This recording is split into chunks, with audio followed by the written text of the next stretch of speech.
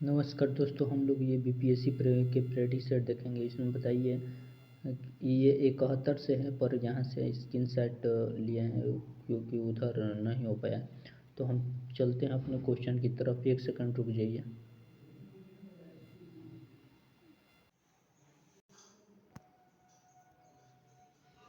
नमस्कार दोस्तों, हम चलते हैं अपने क्वेश्चन की तरफ। आप नए हैं तो इस चैनल को सब्सक्राइब कर लीजिए। ऐसे ही बीपीएससी के प्रेडिक्ट सेट पाने के लिए अन्य प्रतियोगी परीक्षाओं के लिए।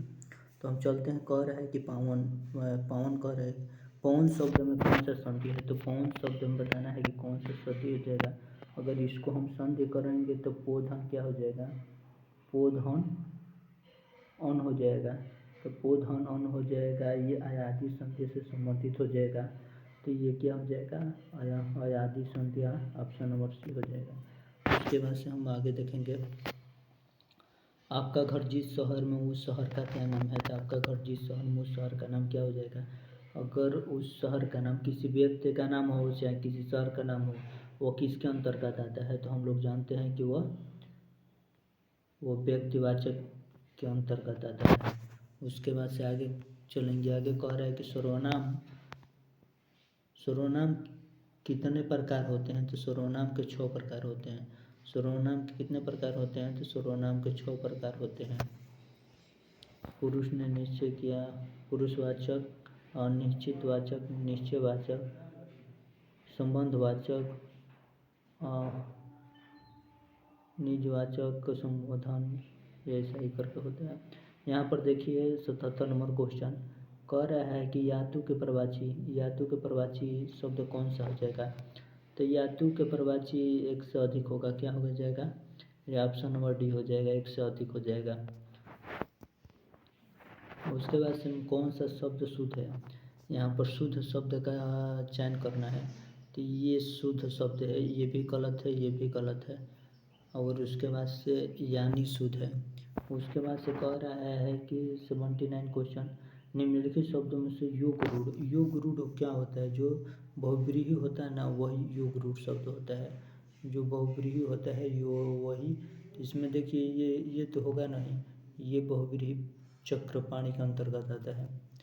उसके बाद से आगे कह रहा है 80 नंबर क्वेश्चन, निम्नलिखित में से किस शब्द में उपसर्ग है। तो पराजय में क्या है, हम लोग जानते हैं कि पराजय में उपसर्ग है। यहाँ पर पराजय में क्या हो जाएगा, पराजय में उपसर्ग। कठ गुलाब किसकी रचना है। कठ गुलाब मैत्री पुष्पा चित्रा मृदोबल की। आगे कह रहा है मृदुल गर्भ की। जो कठपुतला है ना, ये मृदुल गर्भ की पुस्तक है।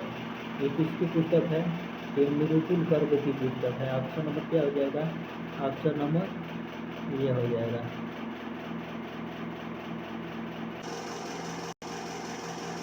उसके बाद से हम लोग आगे क्वेश्चन देखेंगे। 42 नंबर क्वेश्चन देखिए, कह रहा है कि सप्तपर्णा किसकी कृति है। तो महादेवी वर्मा की कृति है। सप्तपर्णा किसकी है, तो ये महादेवी वर्मा की कृति है। सप्तपर्णा महादेवी वर्मा हो जाएगा। उसके बाद से कह रहा है कि आलस्यों का कोड़ा किसकी है। तो बताइए, आलस्यों का कोड़ा किसकी कृति है। आलस्यों का कोड़ा किसकी कृति है, ये बताइए, कमेंट कीजिए। आलस्यों का कोड़ा किसकी कृति है।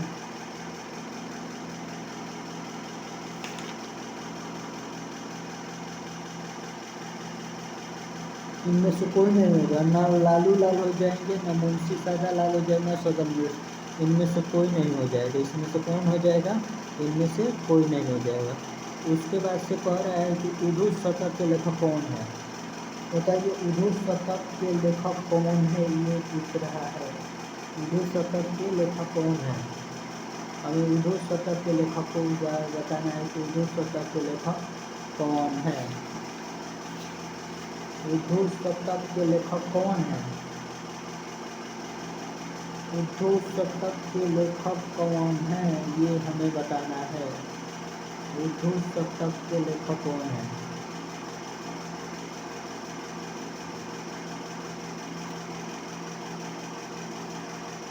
रत्नाकर है। कौन है, रत्नाकर है उर्दू शतक के लेखक।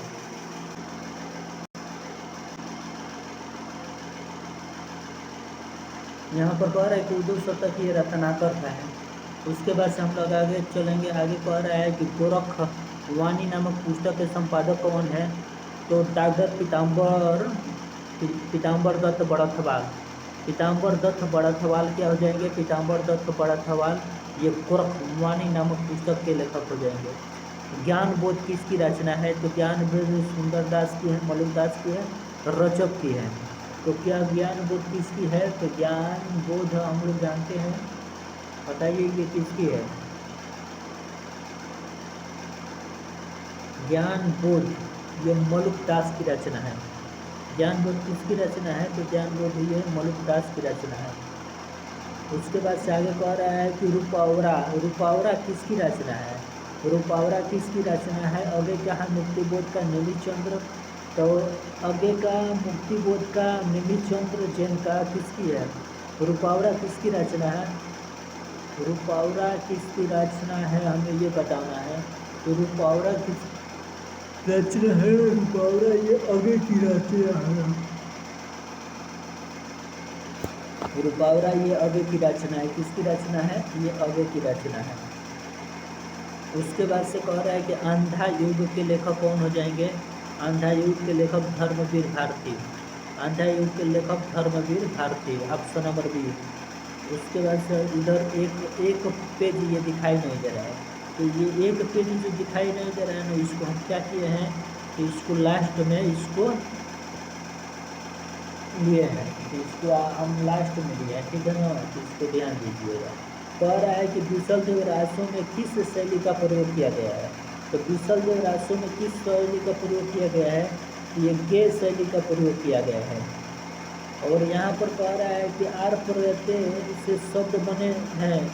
ये सोना से सोनार और लोहा से लोहार। सोना से सोनार और लोहा से लोहार। सोना से सोनार और लोहा से लोहार बना है। ऑप्शन नंबर ये, ऑप्शन नंबर क्या हो जाएगा? ऑप्शन नंबर ये हो जाएगा। नैनो नचाई कहियो मुस्काई, लाला फिर आइयो खेलन में दौड़ी। ये पंक्ति किसकी है? तो नैनो नचाई कहियो मुस्काई, लाला फिर आई खेलन होरी। ये पंक्ति किसकी है बताइए? तो पद्माकर। नैनो नचाई कहियो मुस्काई ये पद्माकर की पंक्ति है। ये पद्माकर की पंक्ति है। कह रहा है कि कई चिंतन एवं कलाधाराओं का योगदान मिलता है। तो कई चिंतन एवं कलाधाराओं का योगदान मिलता है। कृष्ण भक्ति धारा में, प्रेम मार्गी धारा में और भारतेंद्र योगीन धारा में। उपयुक्त में से अभियुक्त में से कोई नहीं। तो कई चिंतन एवं कलाधाराओं का योगदान मिलता है। किसमें मिलता है?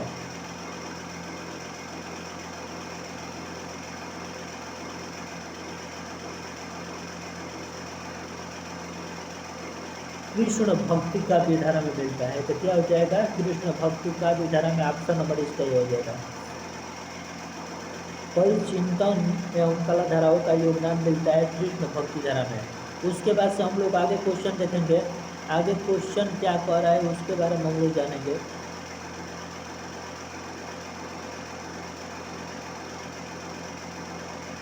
कह रहा है ना, कह रहा है कि कचहरियों में हिंदी प्रवेश आंदोलन का मुख्य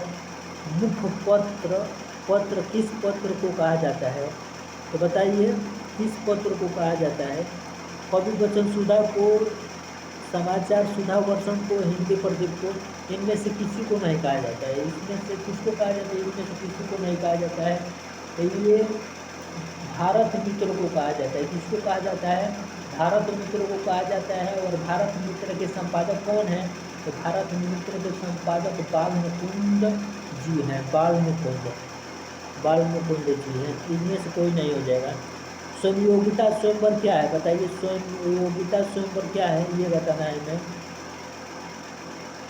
संयोगिता स्वयंवर क्या है ये बताना है। संयोगिता स्वयंवर एक नाटक है। संयोगिता स्वयंवर क्या है? संयोगिता स्वयंवर एक नाटक है। संयोगिता स्वयंवर लाला श्रीनिवास दास द्वारा लिखित। इसके अन्य नाटकों में श्री प्रहलाद चरित्र और सप्तासौरम, रणधीर प्रेम मोहिनी प्रमुख है।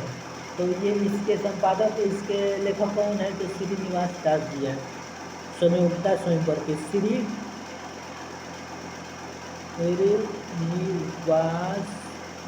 श्रीनिवास दास जी है।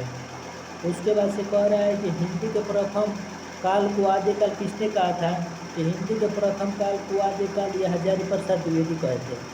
ये हजारी प्रसाद द्विवेदी कहे थे हिंदी के आदिकाल को प्रारंभिक काल को आदिकाल किसने कहा था? तो हजारी प्रसाद द्विवेदी। उसके बाद से हम लोग इधर देखेंगे क्वेश्चन।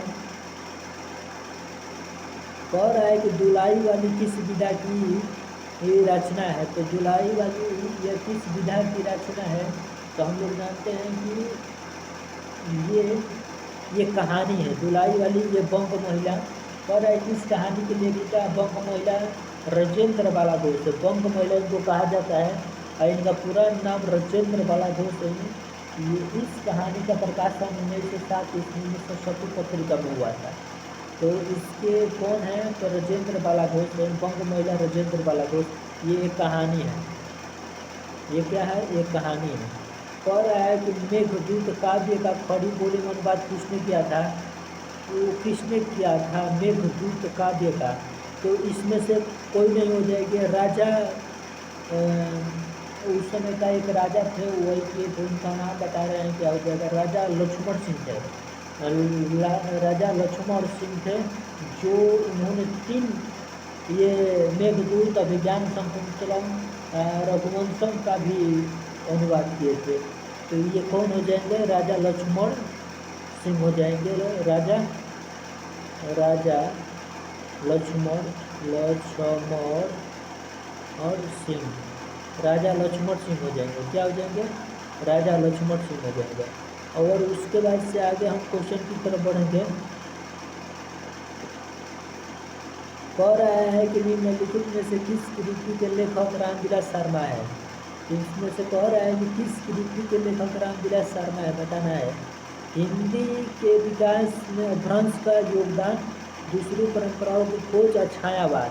तो कह रहा है कि रामविलास, इन्होंने किस कृति के लेखक रामविलास शर्मा है? हिंदी के विकास में अपभ्रंश का योगदान, दूसरी परंपराओं की खोज और छायावाद। तो किस कृति के लेखक रामविलास शर्मा है? बताइए किस कृति के लेखक रामविलास शर्मा है? हमें ये बताना है कि हिंदी के विकास में अपभ्रंश का विकास, यही रामविलास शर्मा है। सॉरी, इसमें से कोई नहीं हो जाएगा। 12 का क्या हो जाएगा? छायावादी दूसरी परंपराओं की खोज, हिंदी के विकास में अपभ्रंश का योगदान नामक कृति नामवर सिंह की है। ये जो है ना, ये नामवर सिंह के हिंदी के विकास, अपभ्रंश का योगदान और दूसरी परंपराओं की खोज, ये नामवर सिंह की है। ये किसकी है? तो ये नामवर सिंह की। इनमें से कोई नहीं हो जाएगा।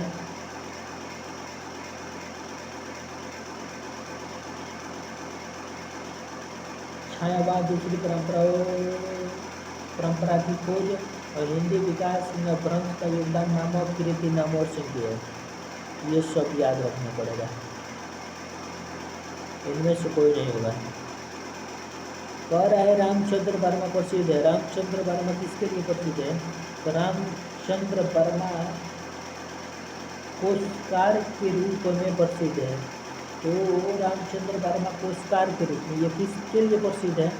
रामचंद्र वर्मा की ये कोशकार के रूप में प्रसिद्ध है। रामचंद्र वर्मा, ये ऑप्शन नंबर ही हो जाएगा। ये ऑप्शन नंबर ई हो जाएगा। उसके बाद से हिंदी शब्दानुशासन के लेखक कौन हो जाएंगे? कि हिंदी शब्दानुशासन के लेखक कौन हो जाएंगे, ये हमें बताना है। कि हिंदी शब्दानुशासन के लेखक ये कौन हो जाएंगे? किशोरी दास वाजपेयी। हिंदी शब्दानुशासन के लेखक कौन हो जाएंगे? किशोरी दास वाजपेयी। कौन हो जाएंगे? किशोरी दास वाजपेयी। उसके बाद से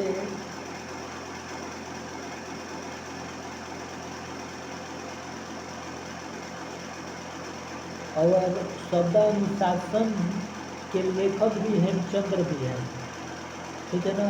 एक शब्दानुशासन के लेखक किशोरी वाजपेयी हैं, हिंदी शब्दानुशासन के लेखक किशोरी और जबकि शब्दानुशासन के लेखक हेमचंद्र हैं।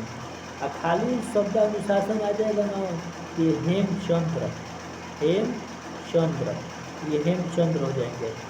उसके बाद से आगे एक और है, तुम जिन जानो गीत है यहू निज ब्रह्म विचार, किसने कहा है? तू जिन जानो गीत है यहू निज ब्रह्म विचार, ये किसने कहा है? तो हम लोग जानते हैं कि ये किसने कहा है, तो ये 15 कबीरदास ने कहा है। किसने कहा है ये कबीरदास ने कहा है।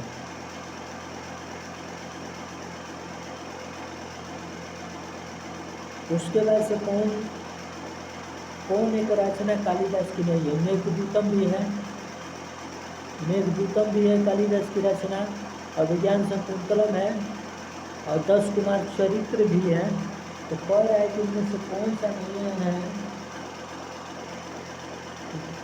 ये 10 कुमार चरित्र डांडी की रचना, 10 कुमार चरित्र नहीं है, ये डांडी की है।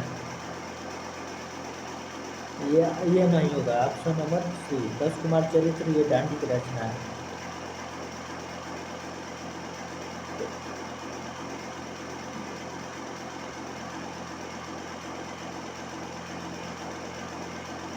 कह रहा है कि गीतावली है, गीतावली क्या है? हमें बताना है कि गीतावली क्या है, बताइए। 24 नंबर क्वेश्चन, और सब क्वेश्चन हुआ कहाँ गया है? 10 कुमार चरित्र के बाद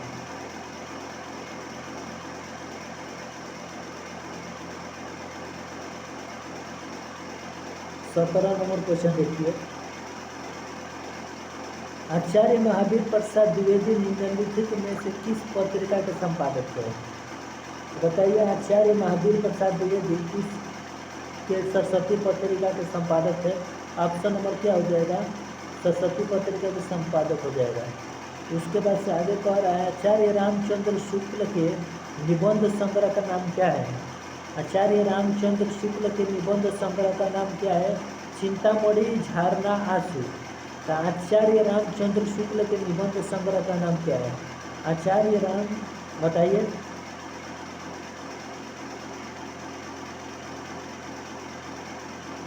निबंध संग्रह, ये आंसू किसकी है?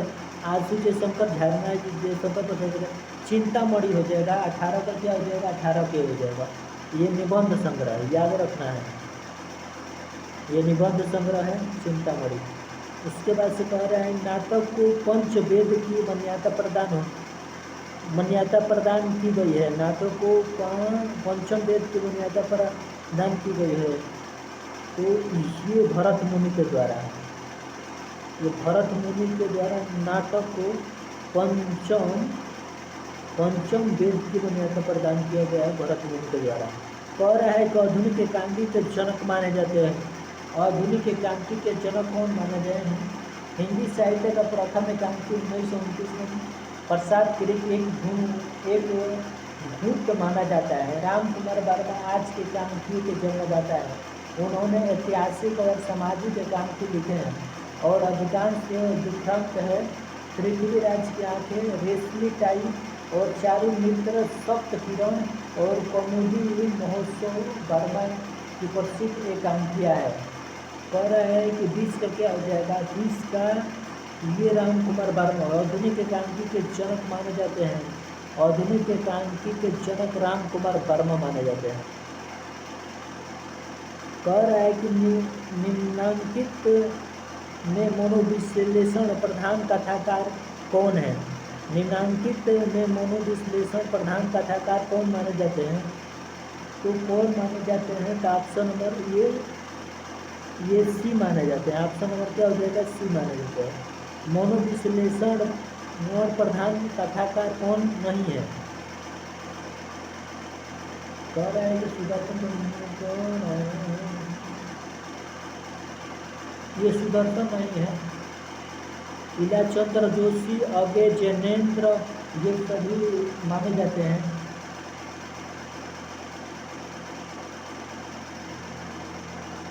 उसके बाद से कह रहा है, आगे क्वेश्चन देखेंगे। आगे कह रहा है, निम्नलिखित में से अष्टछाप के कवि नहीं है। अष्ट छाप के कवि कौन नहीं है? सूरदास, मलुकदास, नंददास। नंददास हैं, मलुकदास नहीं होंगे। ये अष्ट छाप के कवि नहीं है मलुकदास। उसके बाद से आगे चलिए। कह रहा है कि अष्ट छाप की स्थापना 1565 ईस्वी में किसने की थी? तो अष्ट छाप को की स्थापना 1565 ईस्वी में किसने किया था? तो विठलनाथ। कौन किए थे? तो विठलनाथ किए थे। ऑप्शन नंबर इसका भी हो जाएगा 1565 में। उसके बाद से आगे देखिए क्वेश्चन इधर है।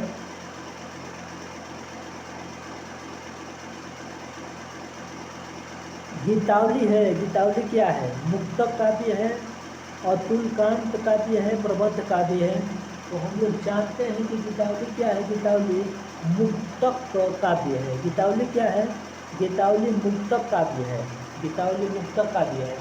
उसके बाद से कह रहा है गीतावली मुक्तक काव्य है। निराला की जूही की कली उदाहरण है। निराला की जूही की कली किसका उदाहरण है? निराला की जूही की कली किसका उदाहरण है? ये बताना है। निराला की जूही की कली किसका उदाहरण है?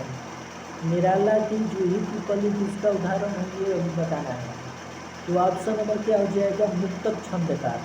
निराला की जूही की कली किसका उदाहरण है? ये मुक्तक छंद का है, मुक्तक छंद का। उसके बाद से कह रहा है कि आकाश गंगा, आकाश गंगा संग्रह है। आकाश गंगा संग्रह है। आकाश गंगा काव्य संग्रह है। आकाश गंगा किसका काव्य संग्रह है? राम कुमार वर्मा का है। आकाश गंगा किसका काव्य संग्रह है? तो राम कुमार वर्मा का है। उसके बाद से कह रहा है कि तुलसीदास किस दार्शनिक मत के भक्त कवि थे? तो तुलसीदास किस दार्शनिक मत के भक्त कवि थे? हमें बताना है।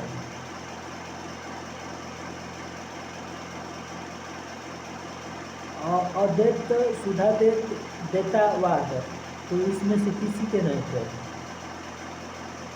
राम भक्ति के थे। उसके बाद से कह रहा हल्दी घाटी वीर रस प्रधान प्रबंध काव्य किसने लिखा है? श्याम नारायण पांडे। ये श्याम नारायण पांडे ने लिखा है हल्दी घाटी वीर रस प्रधान प्रबंध काव्य। उसके बाद से कह रहा है 129 नंबर क्वेश्चन। कह रहा है किस युक्ति से समर्थित की गई बातें कौन सा अलंकार होता है? किसी युक्ति से समर्थित की गई बातें कौन सा अलंकार होता है? ये बताना है।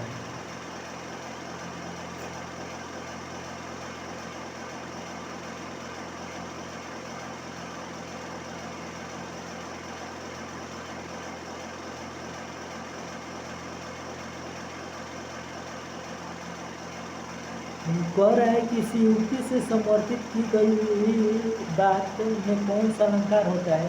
तो वह कौन सा अलंकार होता है हमें ये बताना है। बताइए कौन सा अलंकार होता है ये बताना है। तो काव्यालिंग अलंकार होता है। काव्यालिंग अलंकार होता है। लिंग अलंकार काव्यालिंग का अलंकार होता है। 1 मिनट सॉरी 1 मिनट रुके रहिए। 1 सेकेंड टाइप की जा रहा है।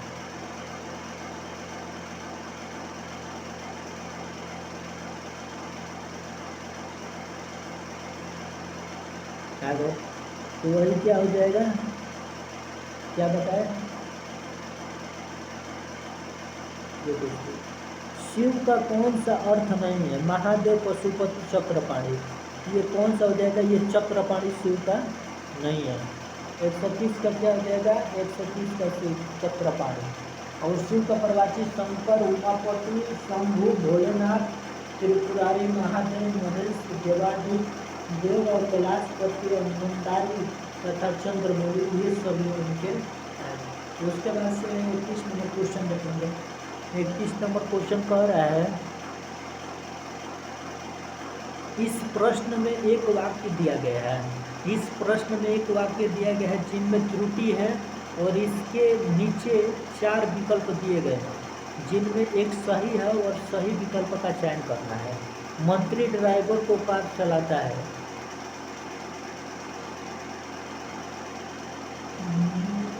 ये देखना है इस विकल्प में 31 नंबर क्वेश्चन है ना, 31 नंबर।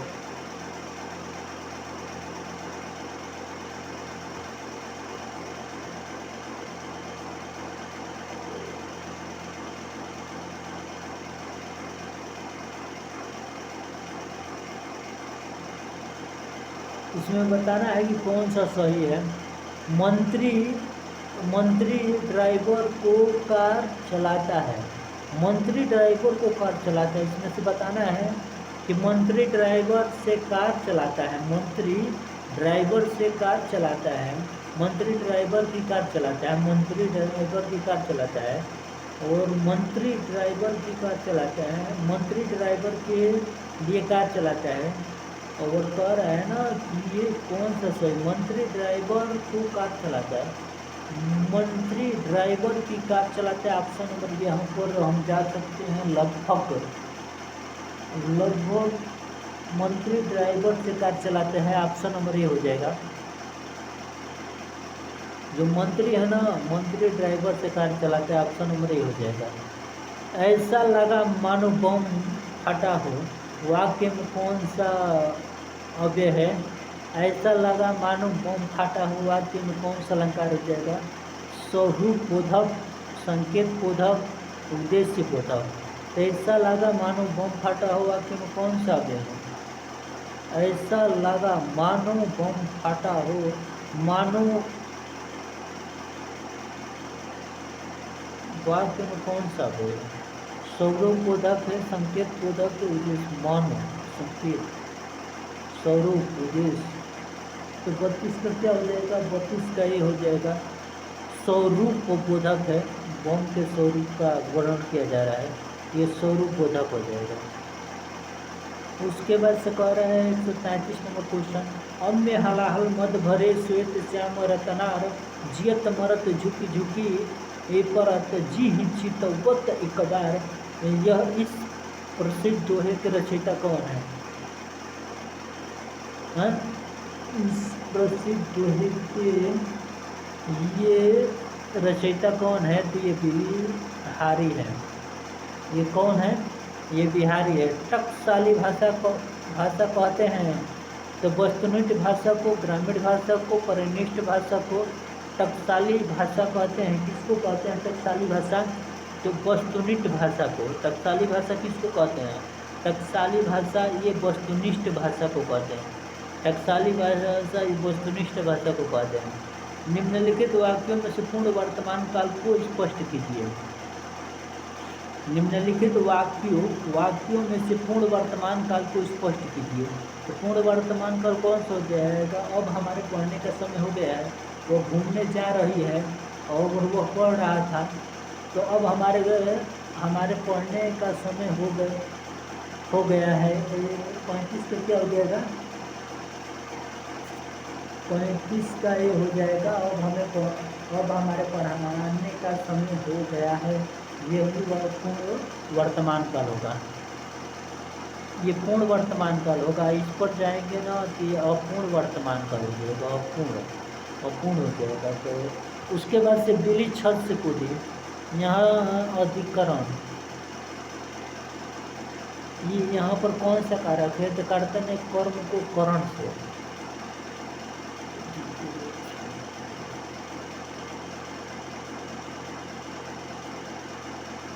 कौन सा कारक है। तो बिली छत से कूदी, ये अधिकरण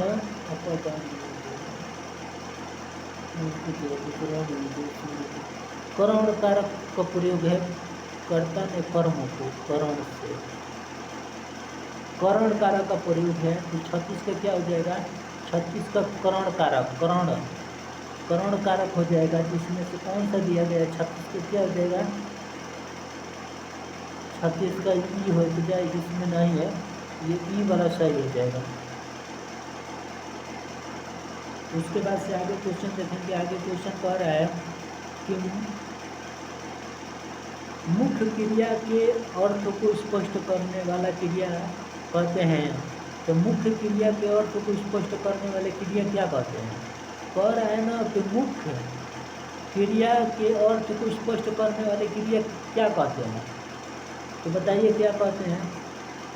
मुख्य क्रिया को के अर्थ को स्पष्ट करने वाली क्रिया ये सहायक क्रिया होती है। ये कौन सी क्रिया होती है? मुख्य क्रिया के अर्थ को स्पष्ट करने वाली ये सहायक क्रिया होती है।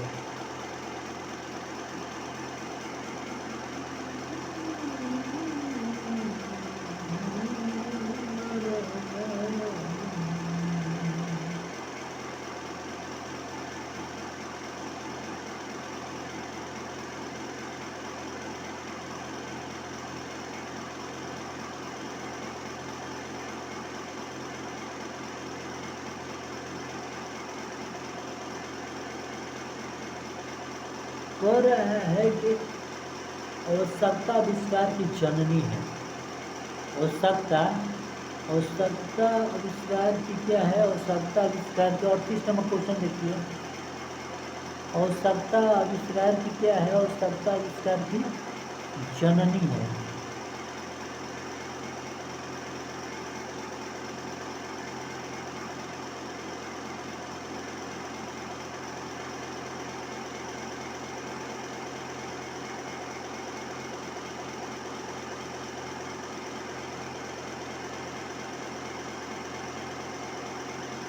जो मनुष्य की आवश्यकता बढ़ती है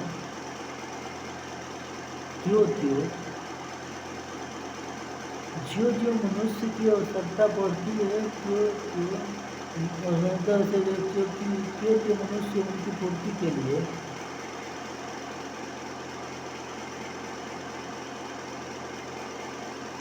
यहाँ पर मिलाइए तो क्या होगा? ये सी नंबर होगा। सी नंबर होगा। पहले क्या हो जाएगा? यहाँ पर देखिए, आवश्यकता आविष्कार की जननी है और कह रहा है कि त्यो मनुष्य उनकी पूर्ति के लिए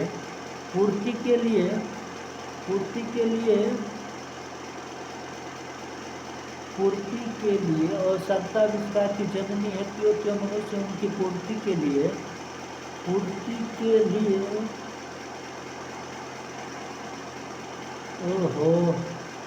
कह रहा है कि आवश्यकता आविष्कार की जननी है। जो मनुष्य की आवश्यकता बढ़ती है त्यो मनुष्य उनकी पूर्ति के लिए तरह तरह के नए उपाय सोचते हैं और तभी नए आविष्कार होते हैं। निम्नलिखित में से पुल्लिंग शब्द नहीं है। रत्न, मोती और नकल। कह रहा है कि निम्न में से पुल्लिंग शब्द नहीं है। बताइए पुल्लिंग शब्द कौन सा नहीं है? 39 बताइए कि पुल्लिंग शब्द नहीं है। 39 का ये क्या हो जाएगा? 39 का सी, पुल्लिंग शब्द नहीं है, ये हमें बताना है। निम्नलिखित में से पुल्लिंग शब्द नहीं है। कौन सा पुल्लिंग शब्द नहीं है? नकल पुल्लिंग शब्द नहीं है। रतन और मोती ये पुल्लिंग शब्द है।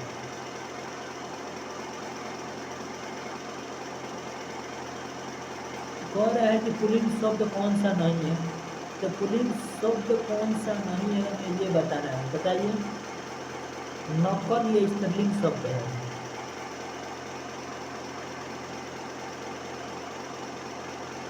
नकल स्त्रीलिंग शब्द है और उसके बाद से कह रहा है कि ये रतन और मोती ये पुल्लिंग शब्द है। कह रहा है कि आकाश का प्रवाची शब्द नहीं है। आकाश का प्रवाची शब्द कौन सा नहीं है? आकाश का प्रवाची शब्द बताइए क्या नहीं है? ये गगन होता है, नभ होता है, अंबर होता है। एक से नहीं है पूछा है कि इनमें से ये सही हो जाएगा। इनमें से कोई नहीं। इनमें से क्या हो जाएगा? इनमें से कोई नहीं। ऑप्शन नंबर ये हो जाएगा। इधर देखेंगे। चित्रधारा के रचनाकार कौन है? चितंबरा के रचनाकार कौन है? तो चितंबरा के रचनाकार ये पंत है।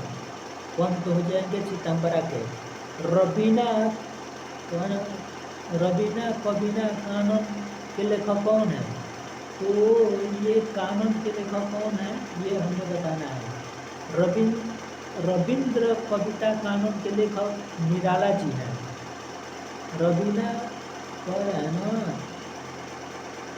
कि रविंद्र कविता कानून, रविंद्र कविता कानून के लेखक कौन है?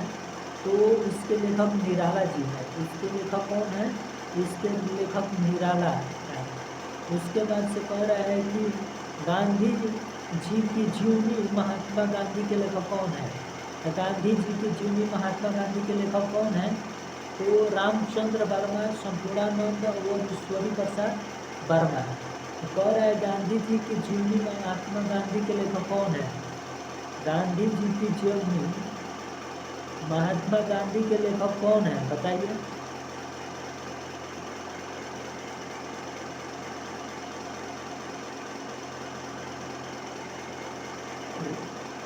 रामनंद वर्मा, रामचंद्र वर्मा क्या हो जाएंगे? रामचंद्र वर्मा हो जाएंगे।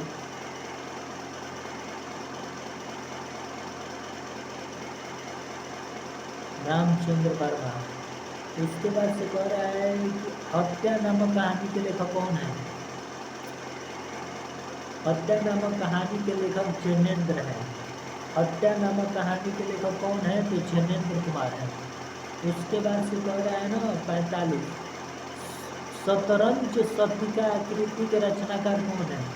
शतरंज शतीका कृति के रचनाकार भिखारी दास है। शतरंज शतीका कृति के लेखक भिखारी दास है। उसके बाद से भिखारी दास है।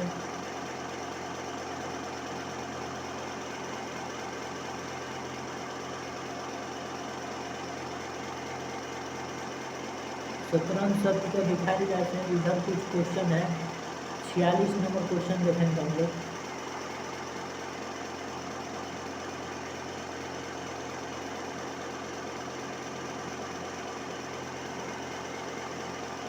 उधर वही पेजवा है जो थोड़ा कम दिखाई दे रहा था, वही इसी पेज को हम लोग देखेंगे।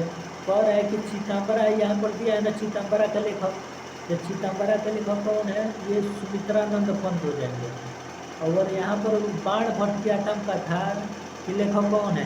तो बाण भट्ट की आत्म कथा का लेखक कौन है ये बताना है। हजारी प्रसाद द्विवेदी। ऑप्शन नंबर क्या हो जाएगा? ऑप्शन नंबर ए हो जाएगा। इसके बाद से आगे क्वेश्चन चलेगा। तो रविंद्र कह रहा है कि रविंद्र कविता नामक रविंद्र कविता कानून के लेखक कौन है? तो हमें बताना है कि रविंद्र कविता कानून के लेखक कौन है। तो ये निराला जी हैं, सूर्यकांत त्रिपाठी निराला है। और वैशाली के नौकर बंधु उपन्यास किसकी है? तो वैशाली के नौकर बंधु उपन्यास ये आचार्य चतुर्सेंद्र शास्त्री का, आचार्य चतुर्सेंद्र शास्त्री का है। और गांधी जी की जीवनी आत्मकथा महात्मा गांधी, गांधी जी की जीवनी महात्मा गांधी के लेखक कौन है? गांधी जी की जीवनी महात्मा गांधी के लेखक कौन है? गांधी जी की जीवनी महात्मा गांधी के लेखक रामचंद्र वर्मा। ये रामचंद्र क्या हो जाएंगे? रामचंद्र वर्मा हो जाएंगे।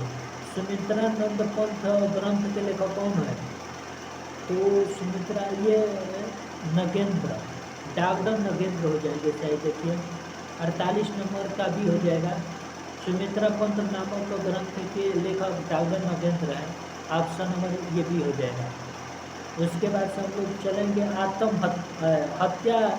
हत्या नामक कहानी के लेखक कौन है? हत्या कह रहे हैं ना कि हत्या नामक कहानी के लेखक कौन है? तो ये जैनेन्द्र है।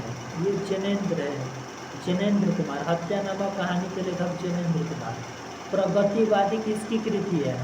प्रगतिवादी किसकी कृति है? प्रगतिवादी किसकी कृति है हमें ये बताना है।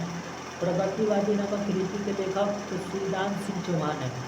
प्रगतिवादी किसकी कृति है? प्रगतिवादी किसकी कृति है? तो शिवदान सिंह चौहान की है। शिवदान सिंह चौहान, ये शिवदान सिंह। प्रगतिवाद किसकी कृति है? तो शिवदान सिंह चौहान की प्रगतिवाद कृति है। प्रगतिवाद नामक कृति के लेखक शिवदान सिंह चौहान है। इनकी अन्य औल्लिखित कृतियाँ है।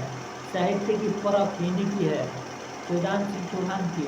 आलोचना के मान ये शिवदान सिंह चौहान।